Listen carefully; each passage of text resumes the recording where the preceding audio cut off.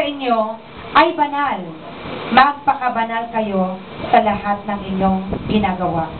Pagkat nasusulat, kayo'y magpakabanal. Kapagkat ako'y banal. Pero yun nga, bago yun, meron siyang sinabi nga dito, yung pita ng laman, nila, sa 14, no? Nabanggit yun. Hilig na ginawa ninyo noong kayo'y wala pang ano ba yun nasa inyo ulit? May nabanggit ba dyan na pita ng laman?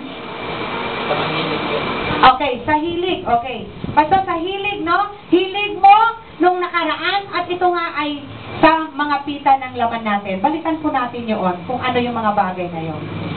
Alam niyo po, sa Bible, sabi ko, napakaraming nabanggit dito kung ano po ba yung mga hilig ng laman natin kung nakaraan.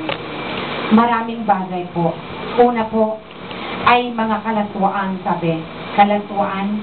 Na hanggang ngayon, sabi ko, kung tumingin ka, kabaligiran, kahapon na.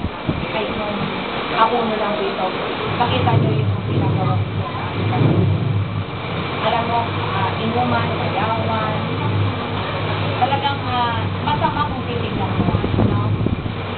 At tayo, bilang nabago na ng Panginoon, hindi na tayo sanay na makita na gano'n, no? Or hindi na tayo lulugod o masaya na nakakita ng mga bagay na ganyan.